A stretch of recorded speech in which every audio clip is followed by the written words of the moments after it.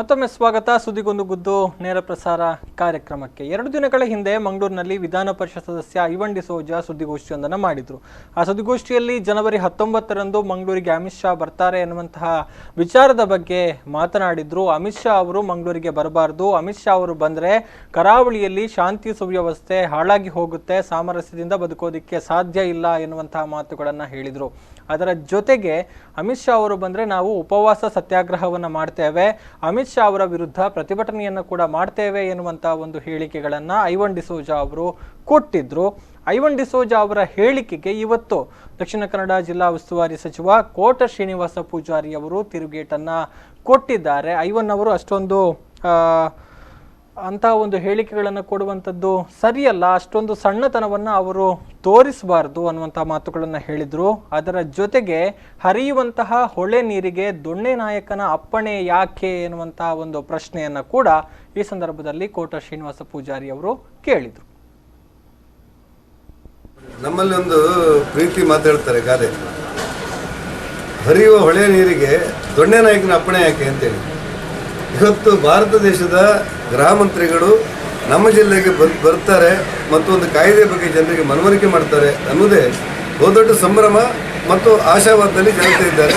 ಹಾಗಾಗಿ ಭಾರತ ದೇಶದ ಗೃಹ ಮಂತ್ರಿಗಳು ಮನೆ ಬಾಗಿಲಿಗೆ ಬರುವಾಗ ಐವನ್ ಡಿಸೋಜರು ಪ್ರೀತಿಯಿಂದ ಸ್ವಾಗತ ಮಾಡ್ತಾರೆ ಅಂತ ನಾನು ತಿಳ್ಕೊಂಡಿದ್ದೆ.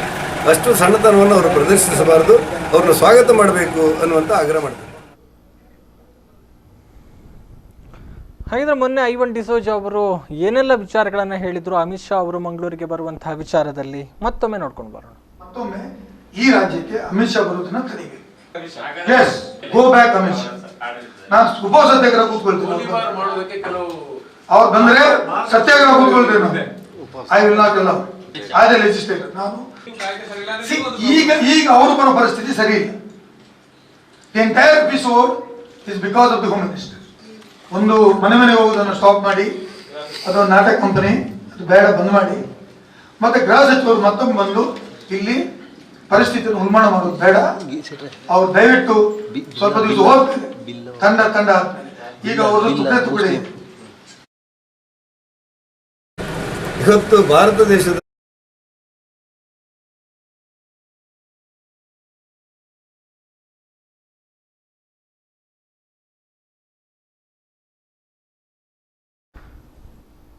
ಕೇಂದ್ರ ಗೃಹ ಸಚಿವ ಅಮಿತ್ ಶಾ ಅವರು ಮಂಗಳೂರಿಗೆ ಬಂದರೆ ಪ್ರತಿಭಟನೆ ಮಾಡ್ತೇನೆ ಎನ್ನುವಂತಹ ಐವನ್ ಡಿಸೋಜಾ ಅವರ ಹೇಳಿಕೆಗೆ ಈಗ ಸಚಿವ ಕೋಟ ಶ್ರೀನಿವಾಸ ಪೂಜಾರಿ ಅವರು ತಿರುಗೇಟು ಕೊಟ್ಟಿರುವಂಥದ್ದನ್ನು ನಾವು ನೋಡಿದ್ದೇವೆ.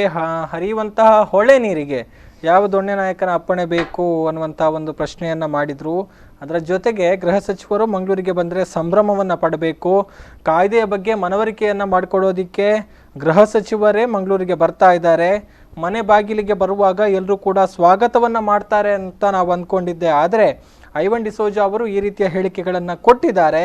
ಅವರು ಅಷ್ಟು ಸಣ್ಣತನವನ್ನು ಪ್ರದರ್ಶಿಸದೆ ಸ್ವಾಗತಿಸಲಿ ಎನ್ನುವಂತಹ ಒಂದು ಮಾತುಗಳನ್ನು ಕೋಟ ಶ್ರೀನಿವಾಸ ಪೂಜಾರಿ ಅವರು ಹೇಳಿದರು. ಈಗ ನಮ್ಮ ಜೊತೆಗೆ ಮಾತನಾಡೋದಕ್ಕೆ ವಿಧಾನ ಪರಿಷತ್ ಸದಸ್ಯರಾಗಿರುವಂತಹ ಐವನ್ ಡಿಸೋಜಾ ಅವರು ನೇರ ಸಂಪರ್ಕದಲ್ಲಿದ್ದಾರೆ. ಸರ್ ನಮಸ್ತೆ. ನಮಸ್ತೆ. ಎಸ್, ಅಂದ್ರೆ ತಾವು ಒಂದು ಹೇಳಿಕೆಯನ್ನ ಕೊಟ್ಟಿದ್ರಿ ಸರ್, ಅಮಿತ್ ಶಾ ಅವರು ಮಂಗಳೂರಿಗೆ ಬರುವಂತಹ ವಿಚಾರದ ಬಗ್ಗೆ. ಅಮಿತ್ ಶಾ ಅವರು ಬಂದ್ರೆ ನಾವು ಪ್ರತಿಭಟನೆಯನ್ನ ಮಾಡ್ತೇವೆ, ಉಪವಾಸ ಸತ್ಯಾಗ್ರಹವನ್ನು ಕೂಡ ಮಾಡ್ತೇವೆ ಅನ್ನುವಂಥ ಹೇಳಿಕೆಗಳನ್ನ ಕೊಟ್ಟಿದ್ರಿ. ಈಗ ಈ ಒಂದು ಹೇಳಿಕೆಗೆ ಕೋಟ ಶ್ರೀನಿವಾಸ ಪೂಜಾರಿ ಅವರು ಕೇಳಿದ್ದಾರೆ, ಹರಿಯುವಂತಹ ಹೊಳೆ ನೀರಿಗೆ ದೊಣ್ಣೆ ನಾಯಕನ ಅಪ್ಪಣೆ ಯಾಕೆ ಅನ್ನುವಂಥದ್ದು ಏನು ಹೇಳ್ತೀರಿ ಸರ್? ಈಗ ನನ್ನ ಉದ್ದೇಶ ಇರುವಂತದ್ದು, ನನ್ನ ಪಕ್ಷದ ಉದ್ದೇಶ ಇರುವಂತದ್ದು ಹೋಮ್ ಮಿನಿಸ್ಟರ್ ಮಂಗಳೂರಿಗೆ ಬರಬಾರ್ದು ಅಂತ ಉದ್ದೇಶ ಅಲ್ಲ. ಆದ್ರೆ ಯಾವ ಪರಿಸ್ಥಿತಿ ಒಳಗಡೆ ಬರಬೇಕು ಅಂತ ಹೇಳೋದ್ರ ಬಗ್ಗೆ ಅವ್ರು ಆಲೋಚನೆ ಮಾಡ್ಲಿ ಅಂತ ನನ್ನ ಸಲಹೆಯನ್ನು ನಾವು ಕೊಟ್ಟಿದ್ದೇವೆ. ಈಗ ಪರಿಸ್ಥಿತಿ ಸರಿ ಇಲ್ಲ, ಅವ್ರು ಬರ್ತಾರೆ, ದೊಡ್ಡ ಸಭೆ ಮಾಡ್ತೀವಿ, 1 ಲಕ್ಷ ಜನ ಸೇರಿಸ್ತೀವಿ, ಇದೆಲ್ಲ ನಿಮ್ಮ ಆಲೋಚನೆಗಳು. ಈಗ ಈಗಾಗಲೇ ಒಂದು ಕಡೆ ಒಂದು ರೀತಿಯ ವಾತಾವರಣ ಸರಿ ಇಲ್ಲ, ನೀವು ಬೇರೆಯವರಿಗೆ ಸಭೆಗಳನ್ನ ಮುಂದೂಡಿ ಅಂತ ಸಲಹೆ ಮಾಡ್ತೀವಿ, ನಗರದೊಳಗಡೆ ಸಭೆ ಮಾಡಬಾರ್ದು ಅಂತ ಸಲಹೆ ಮಾಡ್ತೀವಿ.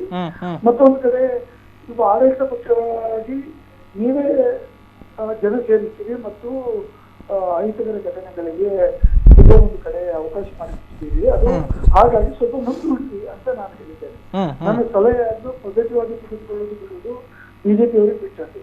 ಆದ್ರೆ ಅವರು ಕಳೆದ ಅವರ ಭೇಟಿಯಿಂದಾಗಿ ಶಾಂತಿ ಸುವ್ಯವಸ್ಥೆಯಲ್ಲಿ ಯಾರು ಭಂಗ ಆಗಬಾರದು ಅಂತ ಹೇಳುವ ಉದ್ದೇಶದಿಂದ ನಾವು ಸಲಹೆ ಕೊಟ್ಟಿದ್ದೇವೆ.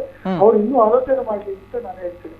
ಅದು ಅರಿವಿನ ಅಪ್ಪನೇ ಬೇಕಾಗಿಲ್ಲ, ಅದು ಸರಿ, ನನ್ನ ಅಪ್ಪನವರಿಗೆ ಬೇಕಾಗಿಲ್ಲ. ಆಡಳಿತ ಪಕ್ಷಗಳು ಇದ್ದಾರೆ, ಆನೆ ನಡೆದದೇ ದಾರಿ ಅಂತ ಆದ್ರೆ ಹೋಗ್ಲಿ, ಆನೆ ನಡೆದದೇ ದಾರಿ ಆಗಿ ಆನೆ ನಡೆದಿರುವಾಗ ಬೇರೆಯವರು ಹೇಳ್ಬೋದಲ್ಲ, ಅದು ದಾರಿ ಸರಿ ಇಲ್ಲ, ಈ ದಾರಿ ಸರಿ ಇಲ್ಲ ಅಂತ ಹೇಳುವ ಕೆಲಸ ವಿರೋಧ ಪಕ್ಷವಾಗಿ ನಾವು ಮಾಡ್ಬೇಕು. ನಾವು ಮಾಡ್ತೇವೆ, ನಾವು ಮಾಡಿದ್ದೇವೆ, ಇನ್ನೂ ಮಾಡ್ತೇವೆ. ಆದ್ರೆ ಅವರು ಅದನ್ನೇ ಸರಿ ಅಂತ ಹೇಳುದಾದ್ರೆ ಮಾಡ್ಲಿ, ಅದಕ್ಕೆ ಅದ್ರ ಪರಿಣಾಮ ಏನಾಗಿದ್ರೆ ಅದಕ್ಕೆ ಕೋಟಾ ಶ್ರೀನಿವಾಸ ಪೂಜಾರಿ ಅವರು ಅದಕ್ಕೆ ಉತ್ತರ ಕೊಡ್ಬೇಕಾಗ್ತದೆ.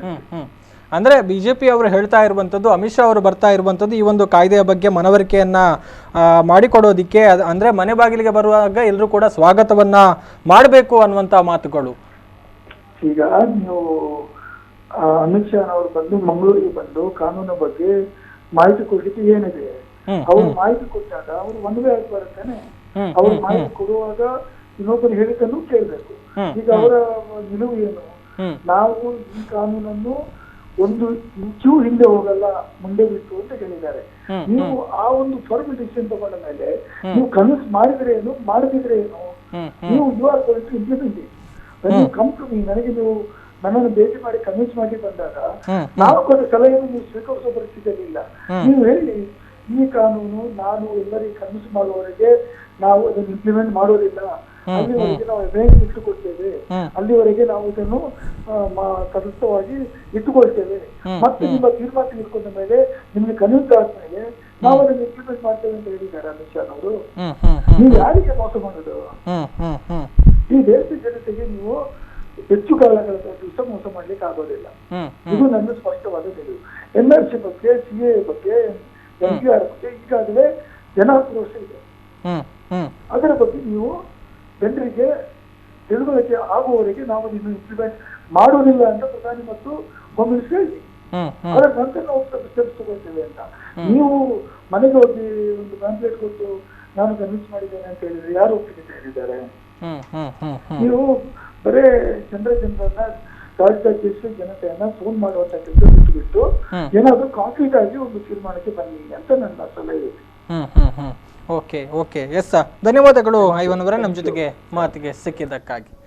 ಎಸ್, ಇದು ಈ ಒಂದು ವಿಚಾರಕ್ಕೆ ಸಂಬಂಧಪಟ್ಟ ಹಾಗೆ ಐವನ್ ಡಿಸೋಜ ಅವರು ಕೊಟ್ಟಿರುವಂಥ ಹೇಳಿಕೆ. ಅಂದರೆ ನಾನು ಅಮಿತ್ ಶಾ ಅವರು ಮಂಗಳೂರಿಗೆ ಬರಬಾರ್ದು ಅನ್ನುವಂಥ ಹೇಳಿಕೆಗಳನ್ನು ಕೊಡಲಿಲ್ಲ, ಅಂದರೆ ಮಂಗಳೂರಿಗೆ ಬರುವಂಥದ್ದಕ್ಕೆ ಆಕ್ಷೇಪ ಇಲ್ಲ, ಆದರೆ ಸಮಯ ಸಂದರ್ಭಗಳನ್ನು ಅವರು ನೋಡಿಕೊಂಡು ಬರಬೇಕು ಅನ್ನುವಂಥ ಒಂದು ಮಾತುಗಳು. ಅದರ ಜೊತೆಗೆ ಆನೆ ನಡೆದದ್ದೇ ದಾರಿ ಅನ್ನುವಂಥ ಧೋರಣೆಯಲ್ಲಿ ಬಿಜೆಪಿಗರು ಹೋದರೆ ಏನು ಮಾಡೋದಕ್ಕಾಗೋದಿಲ್ಲ, ಆದರೆ ಮುಂದಾಗುವಂತಹ ಒಂದು ಪರಿಣಾಮಗಳು ಏನೆಲ್ಲ ಇದ್ದಾವೋ ಅದಕ್ಕೆ ಎಲ್ಲರೂ ಕೂಡ ಹೊಣೆಗಾರರಾಗಬೇಕಾಗುತ್ತೆ ಅನ್ನುವಂಥ ಮಾತುಗಳನ್ನು ಇಲ್ಲಿ ಐವನ್ ಡಿಸೋಜ ಅವರು ಹೇಳಿರುವಂಥದ್ದನ್ನು ನಾವು ಗಮನಿಸಬಹುದು.